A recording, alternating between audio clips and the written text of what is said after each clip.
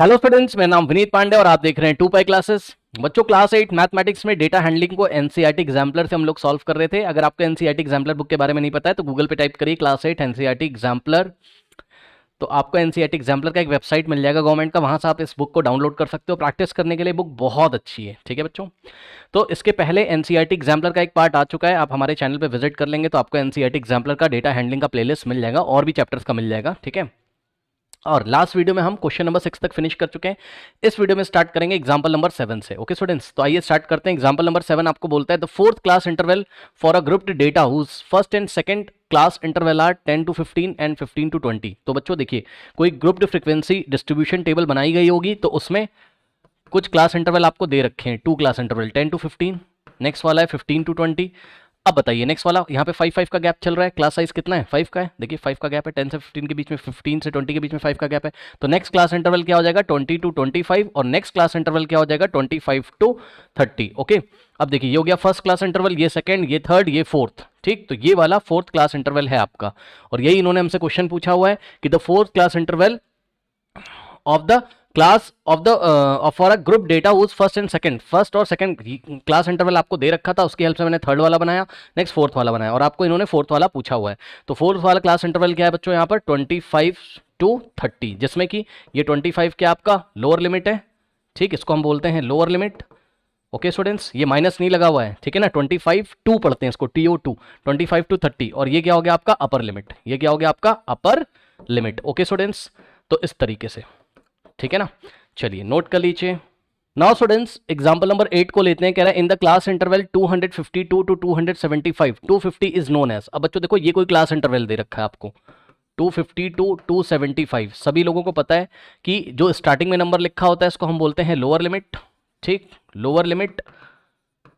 और जो लास्ट वाला नंबर होता है इसको हम बोलते हैं अपर लिमिट।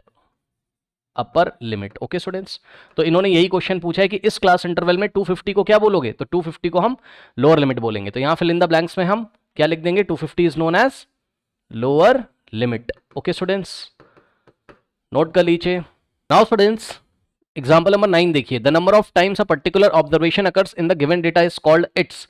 देखिए कोई गिवन डेटा है, अब छोटा सा एक डेटा ले लेते हैं। मान लीजिए 1 लिखा है, फिर 2 लिखा है, ठीक है ना, फिर 4 लिखा है, फिर से 2 लिखा है, ठीक, फिर से 2 लिखा है, फिर 7 लिखा है, फिर 8 लिखा है, फिर से 7 लिखा है। ये बस इतना काफ़ी है। ठीक, तो यहाँ पे देखिए नंबर ऑफ टाइम्स, कोई डेटा जितने टाइम्स आता है वही क्या होती है उसकी फ्रीक्वेंसी। जैसे कि 2 की फ्रीक्वेंसी कितनी है? 2 कितने टाइम्स आ रहा है? 1 टाइम, 2 टाइम, 3 टाइम। तो 2 की फ्रीक्वेंसी कितनी हो जाएगी? 3 हो जाएगी। ठीक, 1 की फ्रीक्वेंसी 1 क्योंकि 1 टाइम आ रहा है, 4 की फ्रीक्वेंसी भी 1 हो जाएगी क्योंकि 4 1 टाइम आ रहा है, 7 की फ्रीक्वेंसी हो जाएगी 2 क्योंकि 7 2 टाइम्स आ रहा है, 8 की फ्रीक्वेंसी हो जाएगी 1।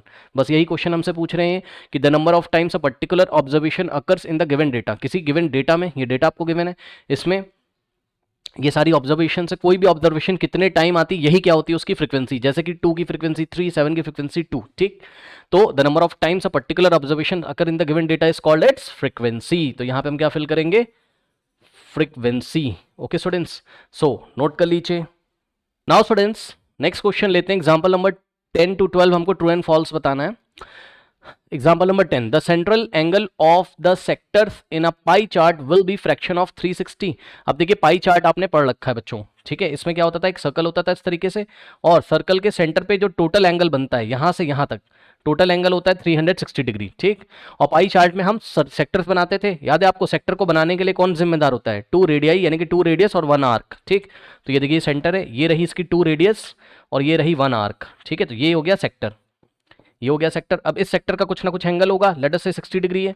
ठीक, तो इन्होंने हमसे क्या बोला है? The central angle of the sector. ये देखिए ये सेक्टर का जो सेंट्रल एंगल है जैसे कि 60 degree, chart will be the fraction of 360। ठीक है, क्या ये 360 का ही फ्रैक्शन होगा? यस। जैसे कि अगर हम आपसे पूछें कि ये जो 60 है ये 360 का कितना पार्ट है, हाउ मच। ठीक, तो ये कुछ इस तरीके से हो जाएगा। ये देखिए, मतलब ये जो सेक्टर है ये आपको क्या बताएगा कि 360 डिग्री में से टोटल कितना है, सेंटर पे टोटल एंगल कितना है? 360। 360 डिग्री में से 60 पार्ट इस सेक्टर के लिए अलॉट है, ये मतलब होता है। ठीक, तो बिल्कुल सही स्टेटमेंट है। यहाँ पे आप लोग को भी पता होगा, तो ये स्टेटमेंट क्या है आपका? ट्रू स्टेटमेंट है। ओके स्टूडेंट्स, सो नोट कर लीजिए। इसके बाद देखिए बच्चों, एग्जाम्पल नंबर 11 है। ओके, सो एग्जाम्पल नंबर 11 में क्या बोला है इन्होंने हमसे? अगर आपको ये चैप्टर अच्छी तरीके से नहीं आता है ना तो आप पढ़ सकते हो, ठीक है ना। एनसीईआरटी का हमारा प्लेलिस्ट देखिए, बहुत अच्छी तरीके से क्लियर होगा। एग्जांपल नंबर 11 कह रहा है on throwing a die the probability of occurrence of an odd number is 1/2। अब देखो आपने डाई थ्रो किया, ठीक, तो डाई थ्रो करोगे क्या क्या पॉसिबिलिटीज, या तो 1 आएगा, या तो 2 आएगा, या तो 3 आएगा, या तो 4 आएगा, या तो 5 आएगा, या तो 6 आएगा, ठीक।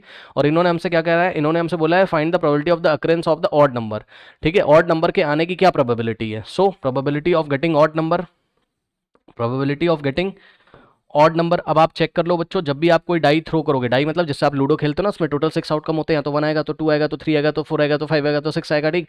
तो टोटल पॉसिबल आउटकम 6 हो गया। अब इसमें से ऑड कौन कौन से, 1 ऑड है, ऑड जो कि 2 से डिविजिबल नहीं होता है, ठीक, 3 ऑड है, 5 ऑड है। तो बच्चों ध्यान से चेक करिए, डिनोमिनेटर में हम रखेंगे टोटल पॉसिबल आउटकम कितने हैं, 6, और इसमें से 1 2 3 नंबर्स ऐसे हैं जो कि ऑड हैं, तो ऊपर हम रखेंगे 3। अब इसको सॉल्व करेंगे, 3 1 जा 3, 3 2 जा 6, यानी कि आंसर कितना आ जाएगा 1/2, ठीक। तो probability of getting odd number is 1/2। क्या ये यही दिया है इन्होंने, yes, probability of getting odd number is 1/2, यानी कि ये भी क्या आपका ट्रू स्टेटमेंट है। ओके स्टूडेंट्स, इसके बाद एग्जांपल नंबर 12 जो है, कह रहा pie chart is also called pictograph. No, pie chart को पिक्टोग्राफ थोड़ी ना बोलते हैं बच्चों, ठीक है। पिक्टोग्राफ में तो कोई पिक्चर्स वगैरह हम लोग दिखाते हैं, स्टार्टिंग में चैप्टर के मैंने आपको पढ़ाया था, ठीक। सुनो, पिक्टोग्राफ नहीं बोलते हैं।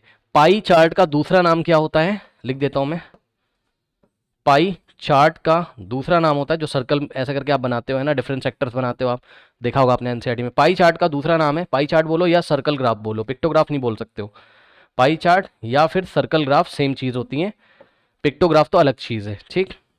कह रहा है कि a pie chart is also known as pictograph. No, false statement. Okay students, so note कर लीजिए।